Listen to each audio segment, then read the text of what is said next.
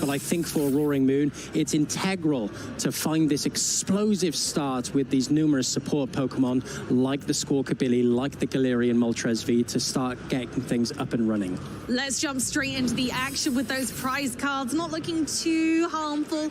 Don't love Filippo's Galarian Moltres V there, but could be a lot worse. Luckily for Roaring Moon, it can get going and accelerate energy in many different ways. We're not reliant on the Galarian Moltres V, but we're starting with Christian's turn, starting a sweet little Bidoof, and unfortunately, Filippo is going second. So very, very important for Christian to prioritize getting at least one more Pokemon on that bench. Yeah, of course. And what's going to be very important for Filippo is playing those Pokemon catcher. If he is going second, if Christian is going to be benching those Chien-Pao, getting his board set up, it leaves him in quite a vulnerable situation if Filippo is able to be fortunate enough to get those heads from those Pokemon catcher and start applying some really dangerous scenarios for Christian.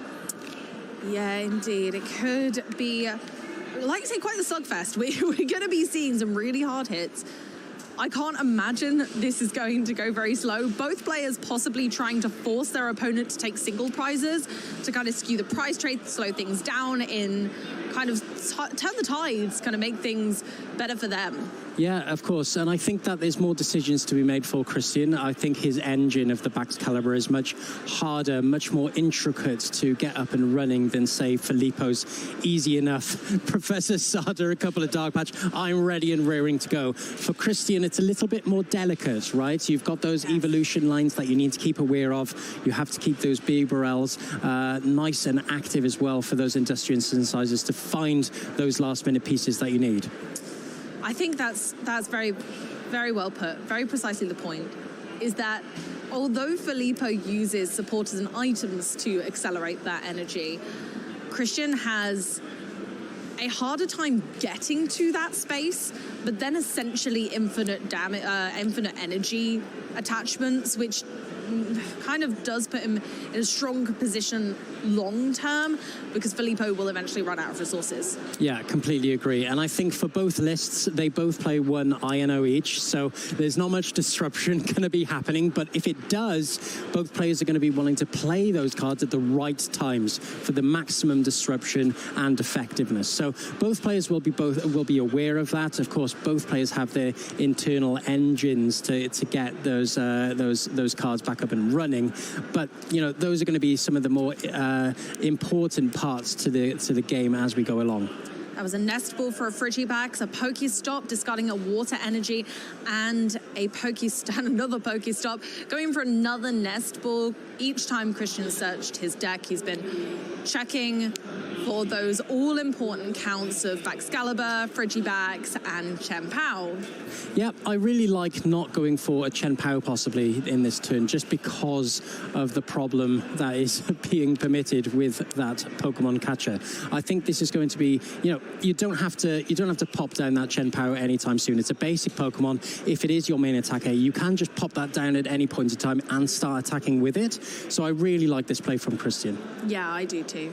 I think it's just nice to be able to kind of take your time but still get set up effectively, which is exactly what Christian's displaying here by just passing the turn over to Filippo with an entirely single prize board. I also really enjoy the Chien-Pao not being present quite yet.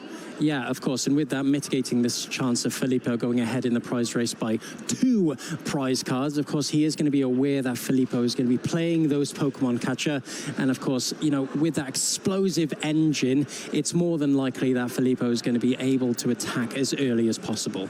Yeah, absolutely.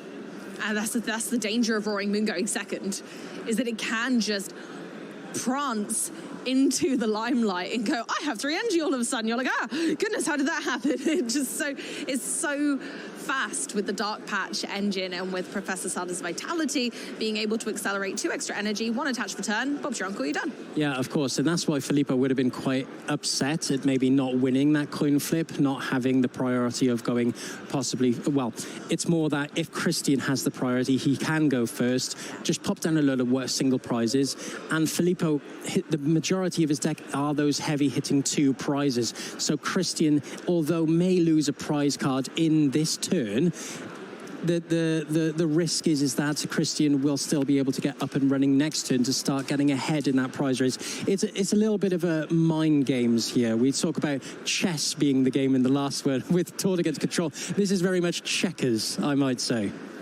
Yeah, Christian going first is very advantageous for himself to be able to evolve as well. Obviously going first, we get to put those Pokemon down first, and as a deck that relies on evolution to be able to attack effectively, Christian is wanting to go first, and Filippo might want to go first just to take that advantage away from his opponent, not necessarily for his own gain. Yeah, I completely agree. And as we've already established, if Filippo is able to get the first attack, I don't think Christian's too bothered giving up a single prize. What he wants to be doing here is to be taking multiple prizes per turn to start accelerating that prize-taking race.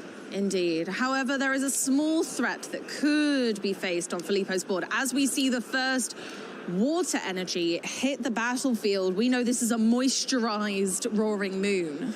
Now, this play as well, Amy, is quite interesting. If Filippo is able to attach to the Mew EX and somehow gust up that Radiant Greninja, he could go for a genome hacking for Moonlight Shuriken to take out those two Frigibacks. That is definitely easier said than done, but with a couple of energy switch and of course a Professor Sala's Vitality, it's more than possible. I really love that play. That is such a brilliant point. Mew EX Genomes hacking allows you to choose one of your opponent's active Pokemon's attacks and use the attack of that Pokemon. Currently, Christian doesn't have a Manaphy on his bench, so those two Frigibacks would be prime targets for a genome hacking ninja fiasco. Yeah, of course. And, you know, Christian's going to be quaking in his boots here because if, of course, this Squawk in Seas is going to be finding those pieces required for Filippo, he's going to be in quite a tricky situation. I know a friend from back home who loves this play, the genome hacking for that Moonlight Shuriken. It takes people just by surprise most of the time. And, you know, as we say, most of the time, it is going to be a game-ending attack. Here we go. There was 2 Darkness Energy there in the discard pile, but it doesn't look like this hand's great, to be honest. Oh, we find some of the pieces, though. We do have Switch Cart. We have the Pokemon Catcher as well. Restart's already used with that Squawk and Seas. Trekking shoes could be vital here, finding the last piece. We're going to have to do some really big trekking. Yes, we're going to need to... These shoes are made for walking, and that's just what we'll do. Don't want that. Ooh. Oh, I didn't see that extra card. I think you just put it to... Filippo. Yeah, I know. What was that? Come on, show us. Show us. Unfortunately, it wasn't that Professor Sala's Vitality that was required. No extra. He does have the one energy switch, I believe, so can attach one to that Mew. Ooh, from the Moltres. Catcher first. Oh, it was 3. Flip. That's a Tails. Yeah, 3, unfortunately, for Filippo, which will be a Tails. Unfortunately, won't be able to use Pokemon Catcher there for that Radiant Greninja. It doesn't feel good. I don't feel like an attack is happening this turn. It's not completely impossible, but it feels unlikely. The best they could possibly do. Oh, interesting. Ooh, I don't like that as a Roaring Moon player. No, I certainly don't. And there's another reason why, because he'll be really looking at a stadium count here, because of course to knock out the Chien-Pao with of course the Calamity Storm, he will need a stadium in play. He really doesn't want to be using the Frenzied Gouging here to take 200 damage, because of course there are threats like the Moonlight Shuriken for Christian to be able to use. And here we see Filippo just play that Judge there. Of course, will be promoting the Morpeko. I really like this play here only because he's putting a single prizer in the active. Of course, Christian's only ability to gust will be those cross switches. So it's asking more questions from Christian. Are you able to find gust to knock out one of my 2 prizes? I love it. Absolutely fantastic play. And again, we've talked earlier in the weekend about how that Morpeko's attack is so advantageous for Roaring Moon. You not only get to do 70 damage, which does knock out this poor Frigibax, but also move the 2 Darkness energy onto a bench Pokemon. It can go on the Mew EX. We can do that Greninja combo later if we fancy. We also have the option of putting them on Moltres or a Roaring Moon. I just think it's absolutely fantastic. Very, very fantastic combo. I was sad when Morpeko started to kind of come out of people's decks. I'm glad he's back in a hungry hurry. It has fantastic synergy. Like you said, with that Energizer wheel, it is able to put those energy back onto a more aggressive Pokemon like that Roaring Moon. And of course, in this circumstance, take an easy one prize from that Frigibax. And we don't mind that. 2 Frigibax is always seen as like the safe zone to me when I'm playing Chien-Pao. I always want 2 Frigibax if I can have them. And, you know, that's a very suddenly developed board for a turn 1 from Filippo. Like, look how many energy are flying around already. And Christian needs to keep up the tempo to be able to respond. And, you know, if a Baxcalibur does become evolved this turn, if no other Frigibax is lingering, it just paints a huge target on its back. Yeah, and this is a very, very important Industrious Incisors. Like you said, they are going to have to find multiple resources here to start getting up and running in this prize trade, because now that Christian's benched that Chien-Pao, Filippo's going to be rubbing his hands here because, of course, that is so easy to knock out in the current board state. He does have an optimal board state at the moment with all of those Roaring Moons ready to go. He has the Galarian Moltres V set up. He has the Mew EX for an option of a Moonlight Shuriken as well. This is a tough situation for Christian. Yeah, the sequencing is going to be crucial here. I think he's debating whether the Moonlight Shuriken or the Irida should go down first. I think I would go Irida, but I'm not the expert Chien-Pao player. I like the Irida first, only because you're thinning the deck further. If you're looking for those combination pieces, I think, you know, not going for the conceal cards necessarily first will mean that I'm going to take a Nest Ball. I'm going to thin out my deck even further. I've already taken the Baxcalibur. Those are 3 cards out of the deck that are not necessarily... well, I don't necessarily want to find from the concealed cards, and of course now increasing the odds of doing so. Yep, taking those right away. It does mean that kind of Christian may... Ooh. Oh, okay. The second B-Barrel off of the Pokestop there, but did get 1 custom catcher, and counter catcher, sorry. And I think that's where Christian was dabbling, was thinking, I don't really want to have to knock out this Morpeko, but here we go. Here is the Ampu very much. Now, talking about other threats that Christian has in his arsenal, the Ampu very much now is used to its full utilization. We talk about these different options that Christian has as an attacker. Ampu very much is so vital at this point, only because he's not having to use any sort of Chien-Pao to knock out these larger Pokemon. I'm okay not having to use Gust here. If you're going to put a single prizer up, I'm just going to Ampu very much. A one-hit wonder, taking down Morpeko for 2. Oh, did they arm thrust? I think only 1 prize card's been taken. No, I think it is 2 prize cards taken. They wouldn't have been able to arm press that too. Oh yes, you're right. Yeah, no arm press because not 2 lightning type energy. No worries. But yeah, two prize cards is absolutely gigantic in this, because Filippo was specifically putting Morpeko in the active to try and avoid that exact eventuality.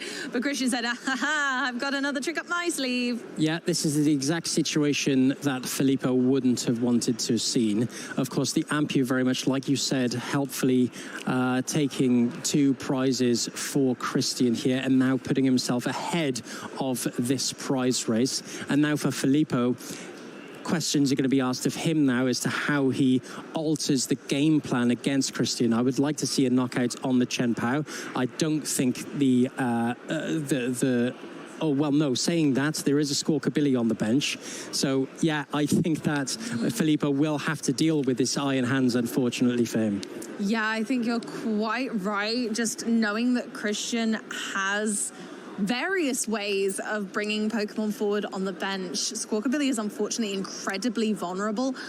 Looks like we might be playing a boss's orders for the Excalibur. They're going for it. They're assessing that there is no more Frigibacks down and calling Christian's bluff. Now, I didn't see this boss's orders in hand because this is absolutely massive. With no Frigibacks, like you said, on the field, there's not going to be any sort of energy acceleration for Christian next turn, and we'll have to rely on that Iron Hands EX for next turn and possibly get another Frigibacks down.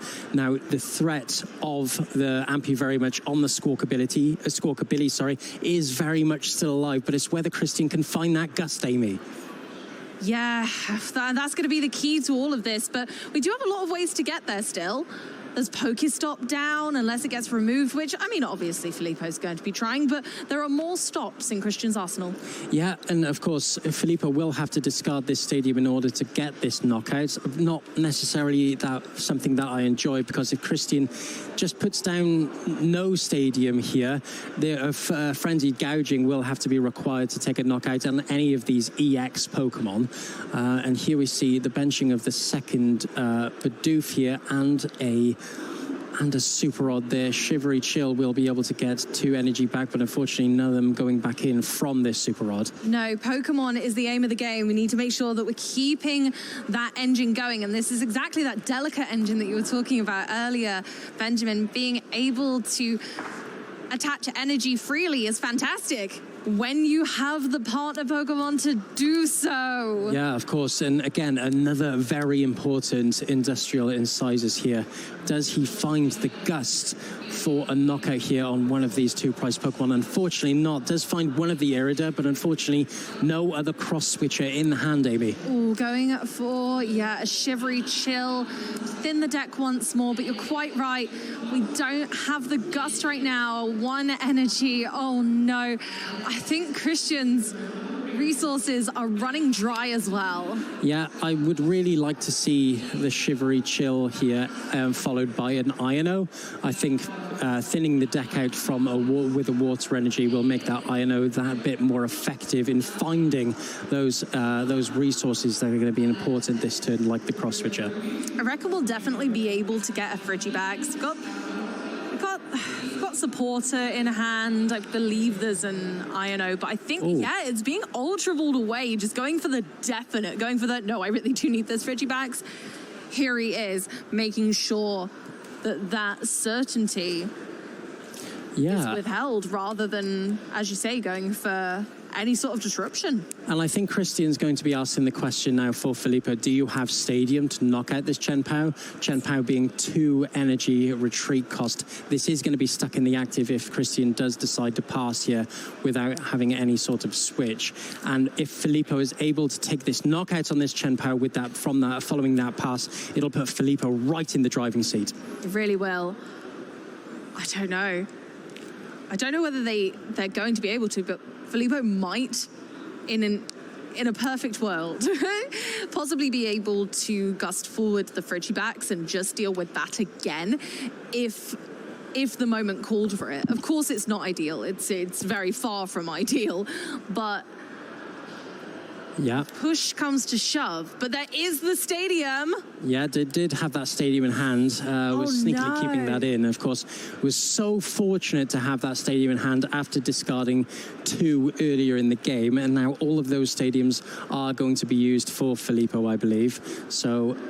Oh, no, there is still 1 left in deck. Apologies, that would have been one of Christian's Pokestops from the earlier turns. But now with this knockout, with a Calamity Storm on this Chien-Pao, like I said earlier, Filippo in such an advantageous position. Beautiful, perfect numbers. It's lovely when it all adds up. Certainly does. It certainly does. And with this Calamity Storm, of course, with the Iron Hands still on that bench as well, it'll put Filippo only 1 Frenzied Gouging away from taking this game 1.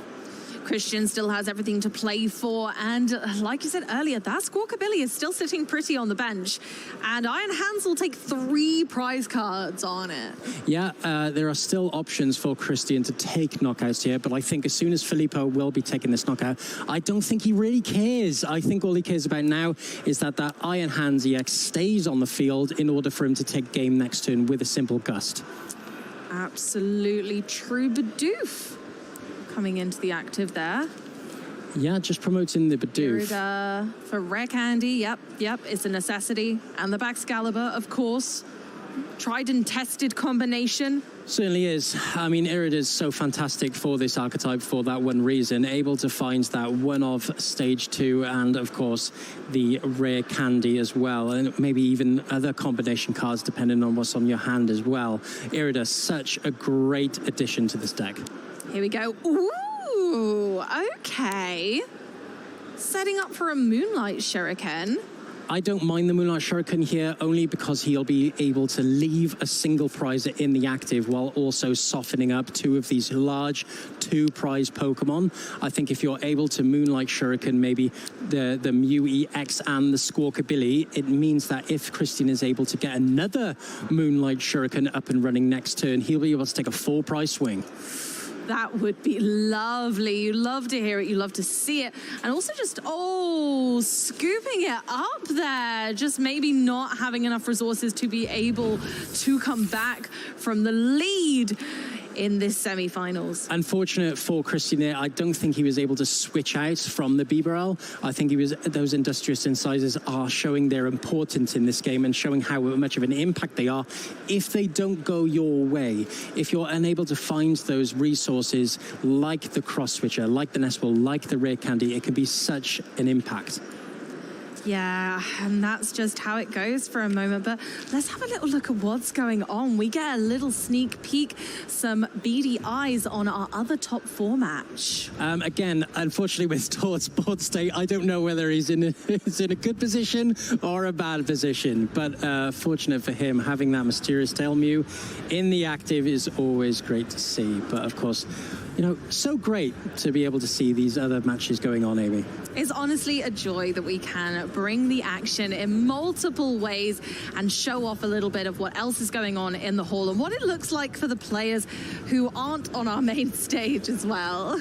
No, for sure. And here we see both of our other top 4 players getting ready for their second game. And of course, Christian will have the ability to say whether he goes first or second. So interesting to see which one he picks now, of course. And here we see both players just putting down their prize cards. Interesting to see if any sort of impact is made there. Oh, the Morpeko is in the prizes, Amy. 2 Pokemon Catcher, a Rare Candy, and a lot of Ball Search on Christian's side.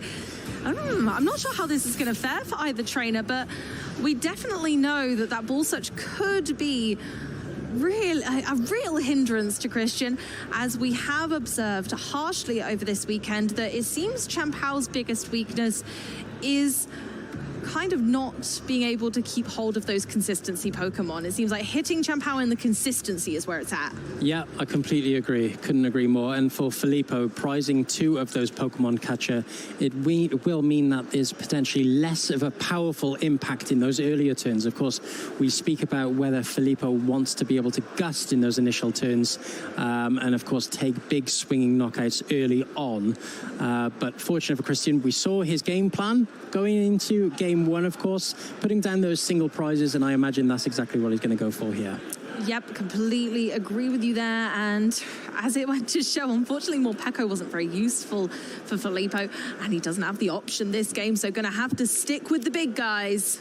Yeah, and that's going to be really important, actually, going into this game, because it means that Filippo won't be able to put a single prizer into the active as a sort of, go on then, you know, a little bit of a bait, a little bit of a, you know, go on, take a knockout on this one, other than, say, the Radiant Greninja, but whether he wants to be risking that, putting it in the active and hindering his own consistency, that only time will tell, Amy.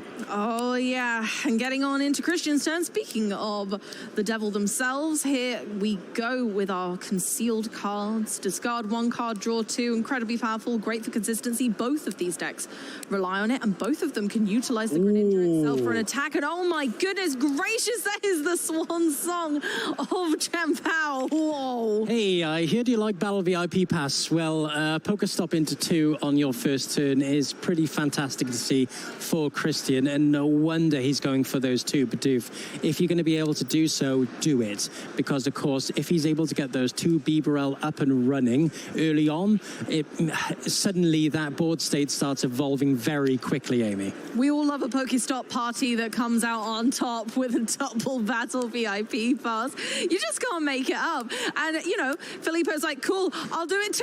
And get one.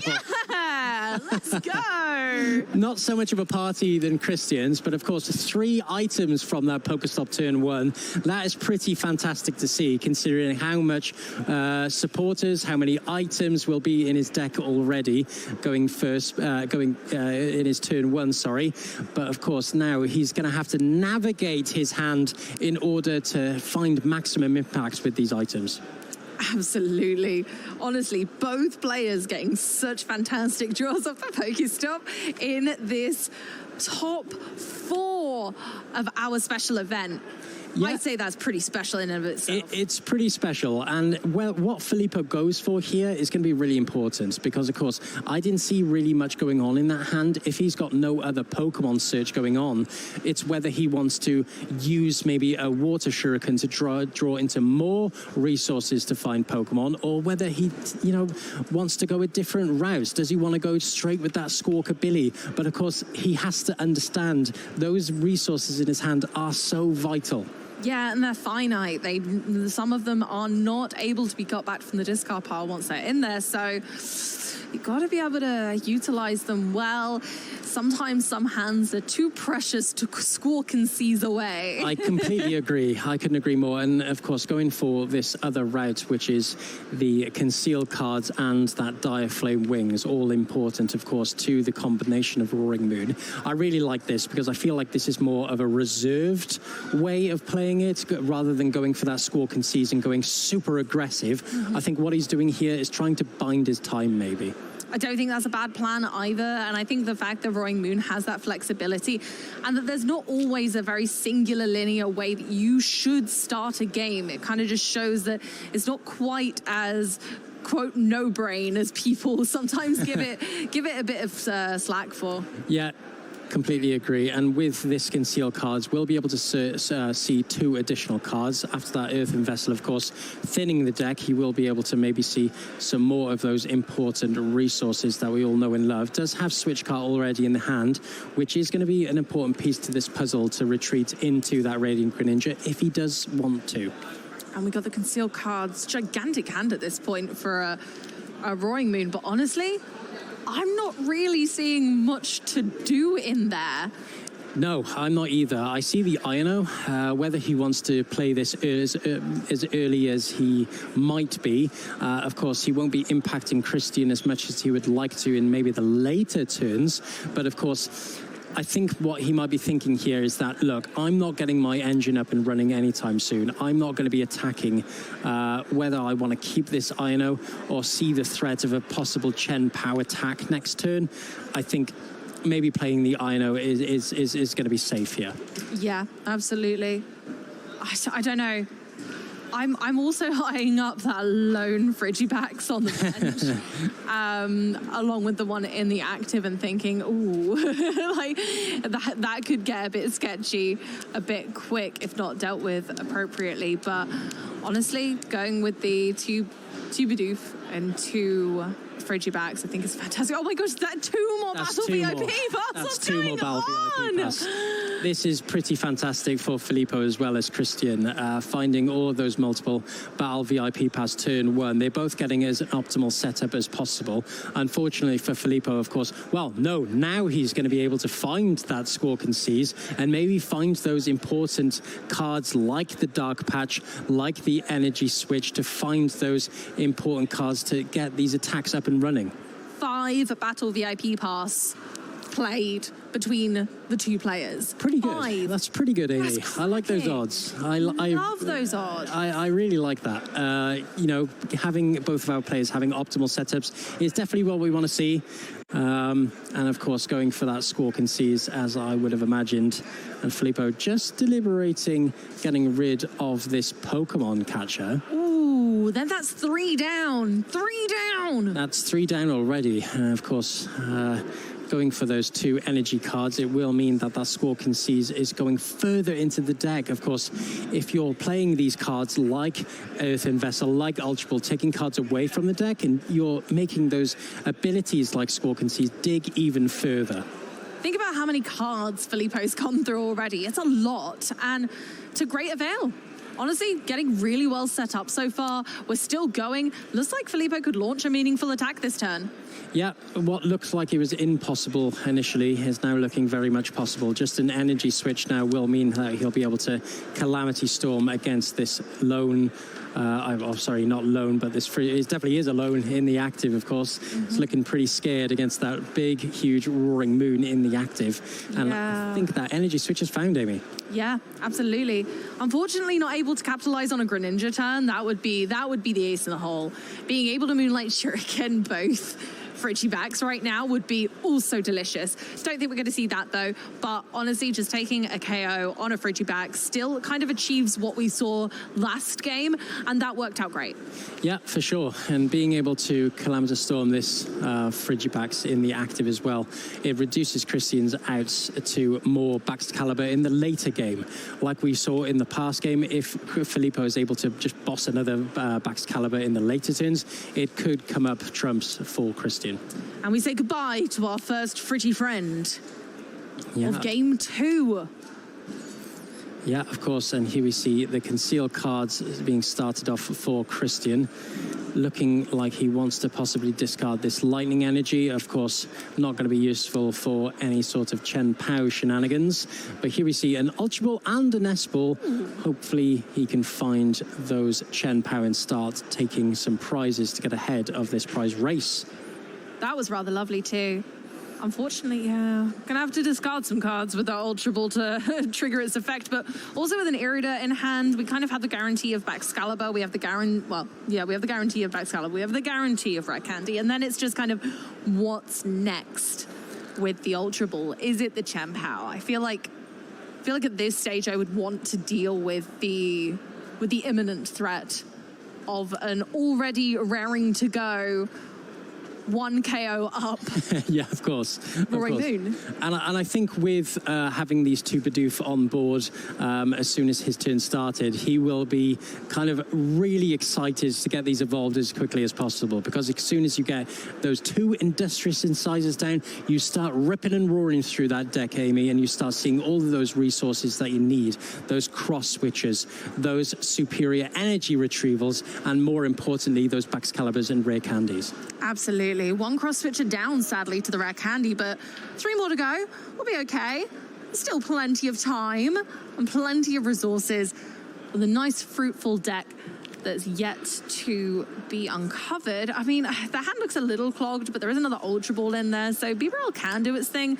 But I was about to say, yeah, I'd probably want to do an Irida first, just to be able to get that guaranteed Baxcalibur, thin the deck a little bit of resources that we know we need, but don't really want to be drawing off the Bibarel, because it kind of makes the Irida less effective. And that's, I couldn't agree more. I think finding the rare Kanda Baxcalibur, you know you need that, right? You know you need these 2 cards, so guaranteeing it from the Irida is going to be oh so important. And not going for the Ultra Ball, choosing the superior energy retrieval rather than the Ultra Ball to maybe find another Bibarel. Oh, a fresh 5. It's the best feeling.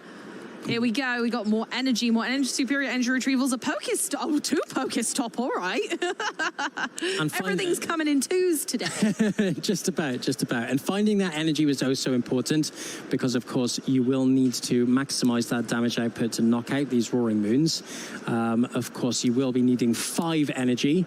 Getting that superior, getting that energy as well as a Shivery Chill off will mean that you have the 5 that you need. And with no more energy in the discard, of course, those superior energy retrievals are unable to be used. And here we see the retreat into that Chien-Pao. Here we go. Yeah, and I imagine Christian will be getting ahead of the prize race sometime soon. Jumping into the pool of the deck.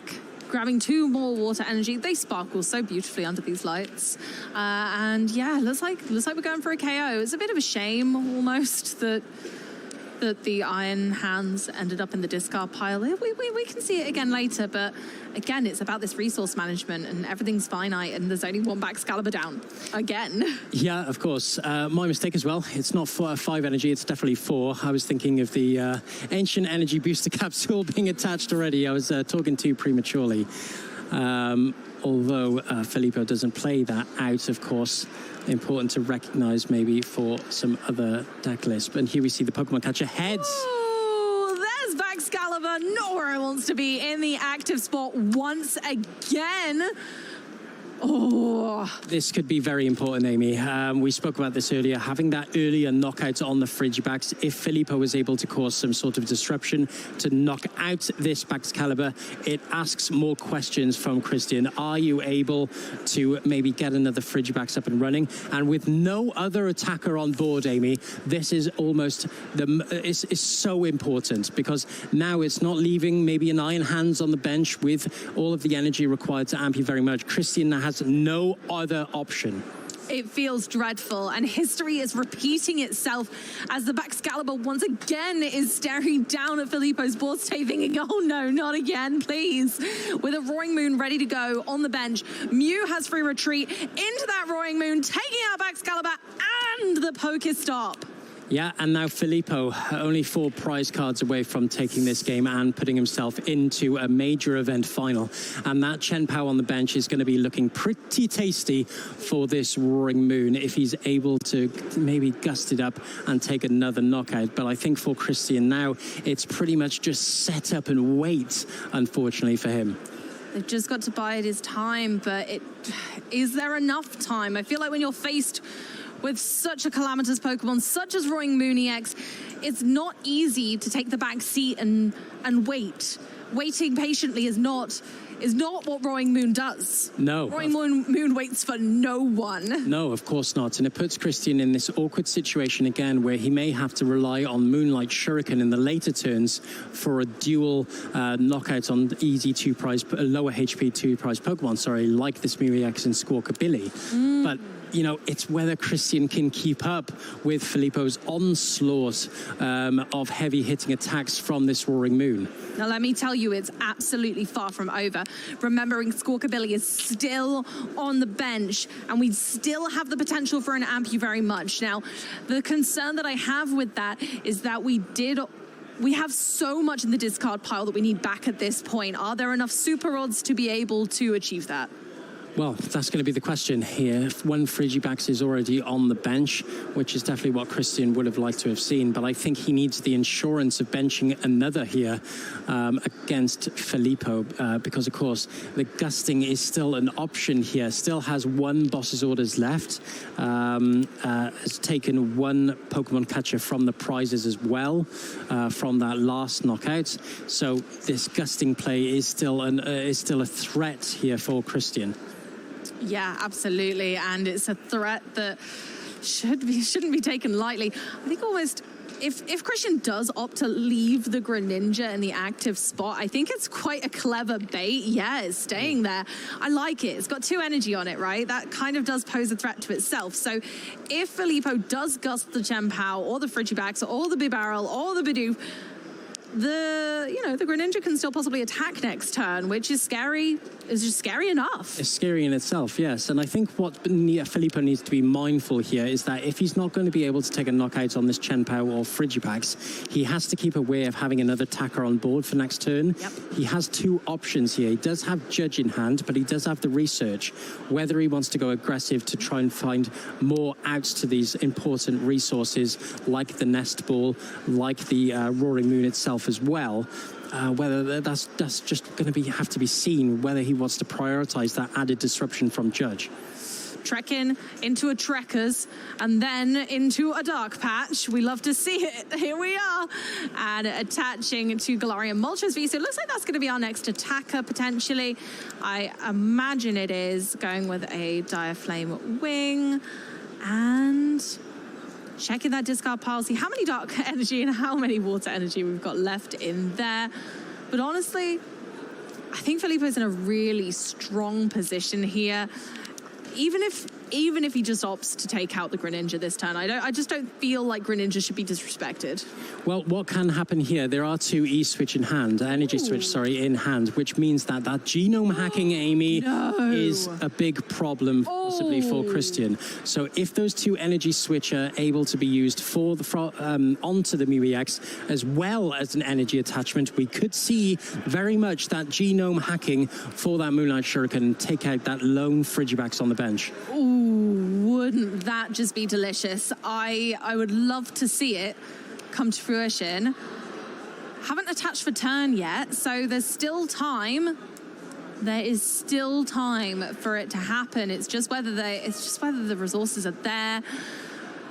Oh my gosh. Yeah, again, leaving the Greninja inactive is just kind of risky. No, I completely agree. And I'm really eager to see whether he prioritizes the judge over the research or vice versa, because there are very important cards in hand. And here we see the boss's orders onto the Frigibax. It wasn't a judge, Amy. It was the boss's orders. Oh my gosh, the boss. I didn't even see that in Filippo's hand. Yep, again, using Chien-Pao's biggest weakness against it, it's friends. Yeah, of course, that concealed cards. He hit that pretty well. Talking about concealed cards, Amy. He concealed that boss pretty well from us. And the boss's orders on the Frigibax, of course, puts Christian in a real sticky situation with two energy attached to that Moonlight Shuriken. Maybe, that Radiant Greninja. Maybe Moonlight Shuriken being his only option of attacking this turn. This is it, the semi-finals. No one wants to lose coming this far. There's still all to play for. Christian can swing this around. He can swing this around. If he's able to Moonlight Shuriken again, that Squawkabilly EX as well as that Mew EX, he puts himself in a position where he can take a full prize swing. Now, but it's whether he can keep up this sort of engine. He needs to find his valuable resources such as Super Rod, Nest Ball, and of course that all-important Frigibax and Baxcalibur. There's no ifs or buts, Amy. He still needs to find it. You're right. He needs to find a lot to make this work. But we have two Bibarel. We've got good chances here. As long as he's able to thin the hand enough, there we go. Here's the beginning. Getting away with, two Water Energy. I don't know if I'd have taken both of the Earthen Vessel there, because they're going to be a little bit harder to thin from the hand. But, okay. Yeah. No, I like this. I really like the Earthen Vessel now if he's going to opt to play the INO, only because, of course, he's putting cards from his deck and guaranteeing that they're going to be put to the bottom of his deck. So, yeah, really like this play from Christian. Loved that. And, of course, as we assessed earlier, yes, Greninja's now all ready to rumble with 3 energies. So, gonna go in for some steady damage. It's opting to slowly damage the opponent. Yeah, couldn't agree more. And this Pokestop is going to be very important along with those Industrious Incisors. He will need to start finding those important Super Rods. Does have a Nest Ball in hand, so if he's able to find that rod here, he will be able to finds it! He got that top deck! I'm always skeptical of a Bibarel for 1, but here we go. 2 Frigibax, naturally. We're going to go for a third? I mean, ask and you shall receive. The Industrious Incisors for 1 there, and keeping those important cards in your hands still. This is possibly the best Industrious Incisors Christian will have seen in a very, very long time. Oh, wow. Bibarel really pulling its weight in the dam in the back there.